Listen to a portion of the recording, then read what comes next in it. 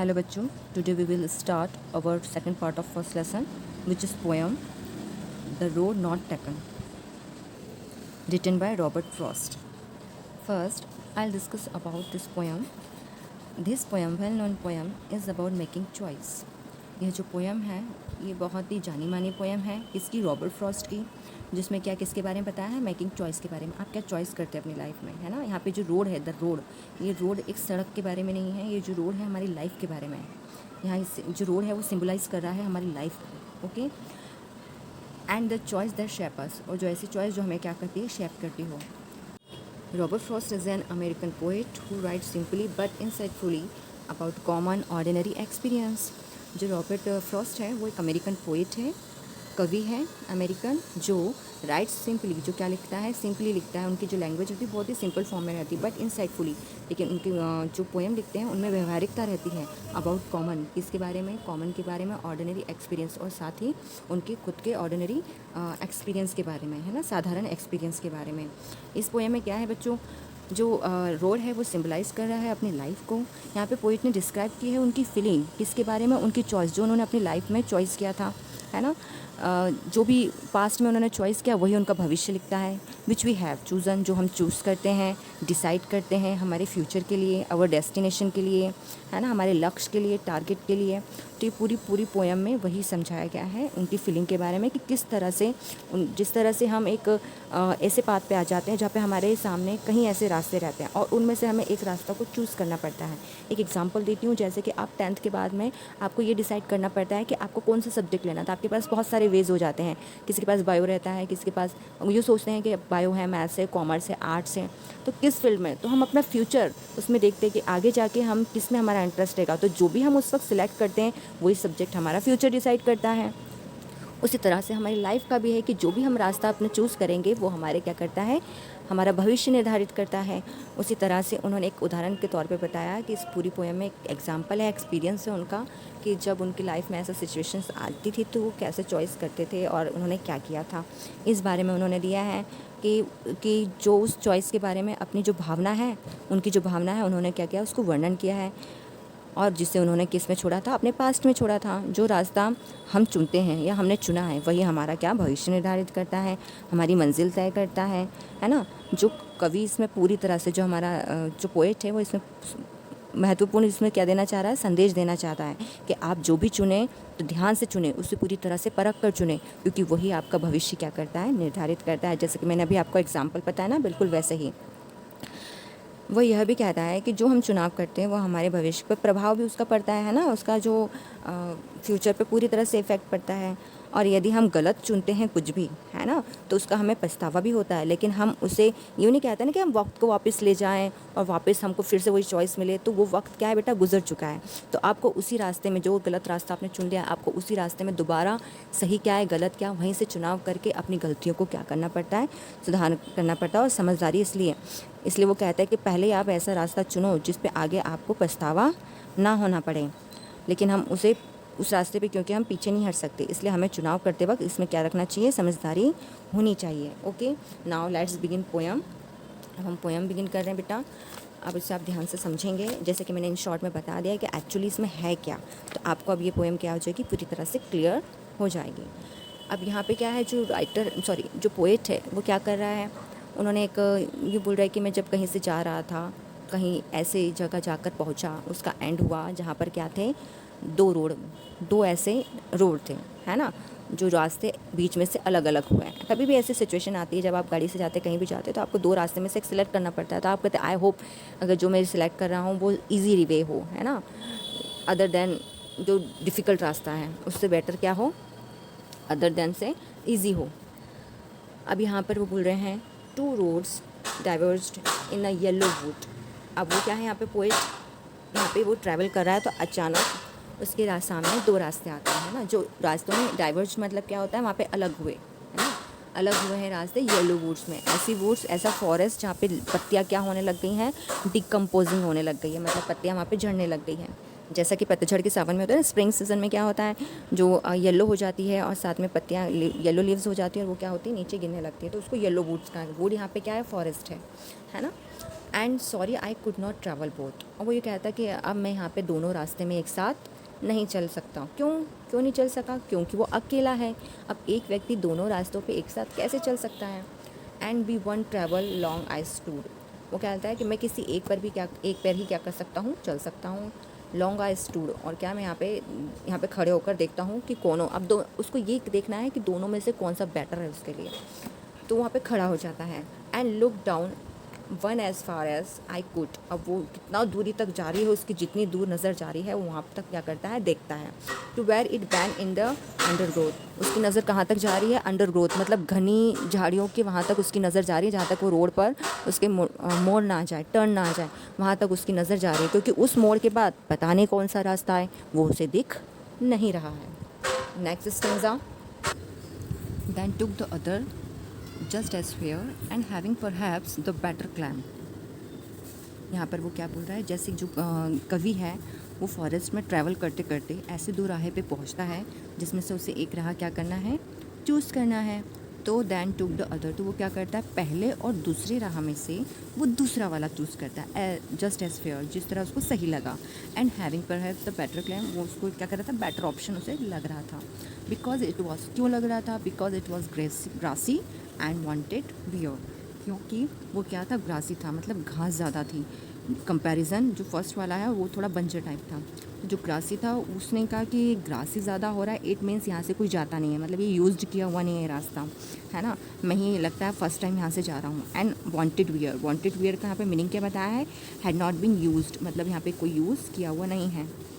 कहते हैं ना, जैसे आप भी कभी ऐसी जगह गए होंगे जहाँ पर बहुत ही घास होती है, उस पर जितने लोग घास पर चलेंगे तो वहाँ से एक पाथ बन जाता है, मतलब एक रास्ता बन जाता है, वो कहते हैं ना, पगडंडी बन जाती है। एक के पीछे जाने से वहाँ की घास क्या हो जाती है, बैंड हो जाती है, झुक जाती है, और इस तरह से पूरी पगडंडी बन जाती है। लेकिन ये जो दूसरा वाला रास्ता था ना, उसमें पगडंडी क्लियर नहीं थी, है ना, तो वहाँ पर वो थोड़ा ग्रासी वे था। तो उसने यूँ सोचा है कि इस वाले रास्ते पर वो या तो फिर कोई गया ही नहीं है, यूज़ ही नहीं किया है किसी ने इसे, और या तो फिर एक आदि लोग गए होंगे जिससे वो पगडंडी नहीं बनी है क्लियर। तो वो दूसरा वाला क्या करता है, सिलेक्ट करता है। Though as for that passing there had वॉन्ट them really about the same. वो ये कहता है ऐसे तो ये दोनों सेम है, लेकिन दोनों में डिफरेंस क्या है, सिर्फ एक है कि एक में ज़्यादा पास ऐसा लगा है कि यात्री एक तो इतनी दूर घने जंगल में यहाँ तक तो कोई पहुँचा नहीं होगा, और पहुँचे भी होंगे तो सब लोगों ने वो वाला वे, एक साथ अकेला कोई आया नहीं होगा, कोई ग्रुप में आया होगा तो एक के पीछे एक चले, तो यहाँ पे थोड़ा बहुत पगडंडी बनी हुई है, क्लियर है, थोड़ा बंजर टाइप है, वहाँ पे ग्रास ज़्यादा नहीं है, और जो दूसरा वाला था वहाँ पे ग्रास था, है ना। तो इसलिए वो बोल रहा है तो दोनों ऐसे सेम लग रही थी, बट ग्रास ज़्यादा इसमें थी, और यहाँ पे मुझे ज़्यादा चॉइस लगा कि ठीक है ये मेरे लिए बेटर क्लेम होगा, तो वहाँ क्या करता है, उसे वो चूज़ कर देता है, उस रास्ते पर चल पड़ता है। Next stanza, and both that morning equally ले। उस मॉर्निंग मतलब उस सुबह दोनों जो पाथ है उसे क्या लग रहे थे, इक्वली लग रहे थे, मतलब इक्वली ग्रासी लग रहे थे। वो यूँ कहता बस उसमें डिफरेंस ये था कि एक पाथ पे ऐसा लग रहा था कि कई लोग गए हैं, है ना, लेकिन जब वो जैसे आगे बढ़ता था तो उसे ऐसा लगता है कि दोनों इक्वली हैं उस मॉर्निंग पे। क्यों? क्योंकि यहाँ तक कोई यात्री पहुँचा नहीं है, उसे ऐसा लगता है कि यहाँ तक सिर्फ मैं अकेला ही आई हूँ, इसके आगे तक कोई यात्री पहुँचा नहीं है, इस कारण से अब ये दोनों रास्ते मुझे क्या लग रहे हैं, इक्वली लग रहे हैं। In leaves no step and trodden black, मतलब ये कह रहा है कि मैं बहुत मतलब आगे तक आ गया हूँ जिसमें दोनों की लीव्स क्या हो गई है, बिल्कुल इक्वली लग रही हैं। On oh I kept the first for another day, तो ये सोचता है कि पहले रास्ते में मैं फिर कभी जाऊँगा, अभी मैं इसी रास्ते में आगे बढ़ूँगा। क्योंकि यहाँ पे जो पोएट है उसने पूरी तरह से डिसाइड कर लिया था कि ये वाले रास्ते में चाहे कैसा भी मोड़ आए मैं इसमें आगे बढ़ूँगा। Yet knowing how way leads on to way, वो जानते हैं कि हालांकि जैसे वो आगे बढ़ेंगे तो ये रास्ते से कई रास्ते जुड़ेंगे, इस रास्ते कई और रास्तों पे वो जाएंगे। आई doubted if I should never come back, हाँ मुझे डाउट है कि मैं शायद ही अब इस रास्ते पे वापस आऊँगा, मतलब पहले रास्ते पे चलने के लिए मुझे दूसरे रास्ते पे वापस आना पड़ेगा उसी एंड तक, फिर मैं पहले पे जाऊँगा और मैं इतनी दूर निकल जाऊँगा क्योंकि एक से क्या दूसरे रास्ते निकले हैं, तो उस पर बढ़ूँगा, फिर से तीसरे रास्ते पे बढ़ूँगा, ऐसे करके और कहीं मोड़ आएंगे तो वहाँ पे मुझे चॉइस रखनी पड़ेगी, तो वापस आना नामुमकिन है, ये पोएट जानता है। फिर भी उसने अपनी एक मतलब आशा रखी कि शायद आ जाओ, लेकिन उसको पता है कि वो नहीं आ पाएगा। Last stanza, I shall be telling this with a Sai, मतलब यहाँ पे क्या बोल रहा है, वो बहुत ही गहरी सांस भर के बोलता है। यहाँ पे क्या बताया उन्होंने, उन्हें बताया था कि जो अपना थर्ड स्टैंजा है उसे देखते हुए यूँ कि अपनी लाइफ से क्या कंट्रास्ट दे रहा है वो, कि हमारे जीवन में हम कोई भी रास्ता या ऑप्शन चूज़ करते हैं ना, वो क्या सभी में चाहे वो सभी में फ़ायदे, नुकसान और समस्याएं, यहाँ तक कि जो अपने टास्क रहते हैं वो सब क्या रहते हैं, सेम रहते हैं, है ना। बस हमें क्या होना चाहिए, उसका डट कर सामना करने की हिम्मत होनी चाहिए। आप यूँ सोचते हो कि अरे एक रास्ते में कम ऐसा होगा, फिर आगे चलने पे अगर उसको चूज़ करते हो तो देखा तो उतना ही टास्क दिए जा रहे हैं, उतने ही टास्क आ रहे हैं, हमारी चुनौतियाँ आ रही हैं, तो उससे हमें डर के ऐसा नहीं करना चाहिए कि हम वापस पीछे से पहुँच जाएँ, क्योंकि पास्ट में हम दोबारा नहीं जा सकते। इसलिए हमें क्या करना चाहिए, उसे डट कर सामना करने की हिम्मत रखनी चाहिए और उसी पर आगे बढ़ते रहना चाहिए। हमें लगता है कि हम एक बेहतर अगर उसका ऑप्शन चूज़ कर रहे हैं, लेकिन ऐसा नहीं होता है, सब में टास्क वगैरह सेम ही रहते हैं। तो बस आपको अपने आप को क्या रखना चाहिए, रेडी रखना चाहिए। ऐसे कहकर वो यूँ भी देखता है कि हाँ, जैसे उसने 2 वे में जो सेकंड वाला सोचा था कि इसमें ग्रासी है, यहाँ पे जाकर देखता हूँ क्योंकि वो अलग है, तो हो सकता है यहाँ पे कुछ और उसे नया मिले, अच्छा मिले, जो उसके लिए ऑप्शन के लिए बढ़िया है। लेकिन ऐसा नहीं हुआ है, वो फर्स्ट वाले रास्ते पे वापस जाना चाहता है ना। किसी और दिन उसको भी ट्राई करेंगे, है ना। लेकिन सेकंड वाले में भी चुनौतियाँ थी और फर्स्ट वाले में भी वैसा ही था, इन दोनों में कोई अंतर नहीं था। इसलिए वो लंबी सांस भर के डीप ब्रीथ लेकर बोलता है कि ऐसे जीवन, उसके जीवन में बहुत ऐसे मोड़ आए हैं और वो ऐसे मोड़ पर पहुंच गया है ना। आगे है somewhere ages and ages hence, मतलब ये है कि आगे जितने भी एजेस, मतलब दिन ब दिन बढ़ते जाना, वो खुद बड़ा हो चुका है ना। तो उसने अपनी जो लाइफ में ये जो सिलेक्ट रोड किया था, उसमें जो बीच बीच में चैलेंजेस आए, है ना, उसे कभी कभी लगा कि कहीं मैंने गलत तो नहीं चूज़ कर लिया है। तो उसको देख के उसको कभी थोड़ा पछतावे हुए, काश मैं पहले रास्ते पर जाता, लेकिन उसे ये नहीं पता कि पहले रास्ते पर हो सकता है इससे ज़्यादा टास्क हो, है ना। तो वो उसी के बारे में यहाँ पे लास्ट में वो पूरा इसका यूँ समझो कि इस पूरे का सारांश दे रहा है, समरी दे रहा है कि उसके साथ जो भी हुआ उसका एक्सपीरियंस कैसा रहा, कि वो उसके जीवन में ऐसे मोड़ पे पहुँच गया था कि उसके लिए चूज़ करना ये बहुत ही कठिन था, लेकिन फिर भी उसने चूज़ किया। वो उस रोड पर, जो जिस रोड पर ज़्यादा यात्री, मतलब जो भी ट्रैवलर्स थे वो यात्रा करते थे, है ना, जहाँ कम संख्या में यात्रा की जाती थी वहाँ कम उसको ऐसे निशान दिख रहे थे, जहाँ ज़्यादा तो वहाँ ज़्यादा दिख रहे थे। उसके जो भी निर्णय उसका था, उसका भविष्य निर्धारित कर दिया। मतलब जो भी उसने अपनी लाइफ में जो भी डिसीज़न लिया उस वक्त, जो उसने रोड सेलेक्ट किया ना, तो उससे उसका क्या फ्यूचर क्या हो गया, सेट हो गया। तो ये ages, somewhere ages and ages hence का यही है कि जैसे मैं बड़ा होते जाऊँगा तो ये मेरी लाइफ का सबसे अनोखा एक्सपीरियंस रहेगा, जिसे मैं बड़ा होने के बाद अपने छोटों को ये बता सकता हूँ कि हाँ, वाकई में मैंने लाइफ में, जब मैं छोटा था तो ऐसे मोड़ पे खड़ा था जब मेरे लिए 2 रास्तों में से एक को सिलेक्ट करना बहुत मुश्किल रहा, और जिसे मैंने सिलेक्ट किया उसको भी उसमें काफ़ी कुछ मुझे फेस करने पड़े। और उसे लेकर आगे लिखा है 2 roads diverge in a wood, मतलब 2 रोड थे जिसको एक रोड था जो बाद में जाके 2 रोड में डिवाइड हो गया, है ना, अलग अलग हो गया जंगल में। And I took the one less travelled by, और मैंने ऐसा मतलब सिलेक्ट किया जो क्या था, वन लेस ट्रेवल्ड बाय, जो ज़्यादा ट्रेवल चला हुआ यात्रा जहाँ पे जाते थे वो वाला ना करते हुए, जहाँ पे बहुत कम या नी के बराबर गए हैं, मैंने उसे सिलेक्ट किया। And that has made all the difference, और जो भी इसमें जितने भी डिफरेंसेस पाए गए वो सब वो सोचता है और कहता है कि हाँ, वाकई में मेरी लाइफ में बहुत ही अजीब अनुभव रहे हैं, जो शायद आगे जाकर मैं ये सब शेयर करूं और ये बता सकूं कि जब मैं छोटा था तो मेरी लाइफ में ऐसे कुछ रास्ते आए। ठीक है, ये थी पोएम। इस पोएम से मैसेज क्या मिल रहा है हमें, इस पूरी पोएम से,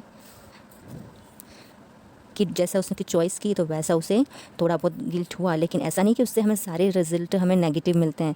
उससे हमारे मतलब जो पोएट है उससे उसको जो रास्ता उसने सेलेक्ट किया था उससे उसको पॉजिटिव रिजल्ट भी उसे देखने को मिले। और ये उसका जो एक्सपीरियंस रहता है, जैसे आपके रास्ते में अगर जितने भी टास्क आएंगे तो आप उससे कुछ नया सीखते हो, है ना। तो उससे भी पोएट ने काफ़ी कुछ नया सीखा। उसने ये कहा कि आप जो भी चूज़ करते हो उसको ध्यान से सोच समझ कर ही चूज़ करें, क्योंकि चूज़ करने के बाद वो आपका भविष्य लिख देता है ना। मतलब आपका भविष्य आपके हाथों में रहता है, आपकी चॉइस पे रहता है। आप जो चूज़ करोगे वही आपका भविष्य बन जाता है ना। आप ही अपना भविष्य बनाते हो इन द सेंस, है ना। आगे इससे क्या मैसेज मिला है हमें, ये हम सबको यही मैसेज दे रहा है, ख़ासतौर पे उन स्टूडेंट्स को जो ये पढ़ रहे हैं। बहुत ही एकदम स्ट्रॉन्ग इसमें मैसेज है, वो ये है कि आप जो भी चुनते हैं, समय पे सावधानी से उसे क्या कर लेना चाहिए, चूज़ कर लेना चाहिए जो आपके जीवन में, क्योंकि आपका भविष्य उस चॉइस ऑप्शन पर ही निर्भर रहता है जो आप खुद बनाते हैं, है ना। आप यूँ नहीं कह सकते कि नहीं हम ये कहाँ पर आ गए। उसको चूज़ करने का भी आपके हाथ में ही था और उसको चूज़ भी आप ही करते हो, और जो भी बनते हो वो आपकी चॉइस फीलिंग के अकॉर्डिंग ही बनते हो, है ना। तो ये सब करने से पहले आपको क्या रखनी चाहिए, सावधानी रखनी चाहिए और अपने आप को प्रिपेयर कर लेना चाहिए कि मैं जो भी चूज़ करूँगा, अब इसमें जो भी टास्क आए उसको फेस करने की आप में क्या होनी चाहिए, हिम्मत होनी चाहिए, करेज होना चाहिए। ओके स्टूडेंट्स, ये थी हमारी आज की पोएम जिसका बहुत ही प्यारा मैसेज है। ये सबकी लाइफ की इसलिए लेके है, खासतौर पे स्टूडेंट्स की इसलिए क्योंकि यही वो एज रहती है जहाँ पे वो अपना भविष्य खुद बनाते हैं, उनकी चॉइस के ऊपर रहता है। वो अपने जितने भी एल्डर्स हैं, जो एक्सपीरियंस्ड पर्सन हैं, उनसे राय लेते हैं। उसके बाद फिर उस राह को चुनते कि वाकई में हम कर पाएंगे कि नहीं, और अगर हम कर पाएंगे तो बिल्कुल डट कर कि हाँ जितने भी टास्क आएंगे हम उन सबको क्या करते हैं, एक्सेप्ट करते हैं। मतलब जितनी भी चुनौती आएंगी हम उन सबको बाकायदा फेस करेंगे। ऐसा सोचकर हमें वो चीज़ वो भी हमें क्या करना चाहिए, चूज़ करना चाहिए। ये थी आपकी पोयम। आई होप आप सबको समझ में आई होगी। अगर आई है तो प्लीज़ अपना साइन दीजिए कि हाँ मैडम हमें समझ में आ गया है, ताकि आपकी टीचर सेटिस्फाइड हो जाए। ओके बच्चों, नाउ बाय।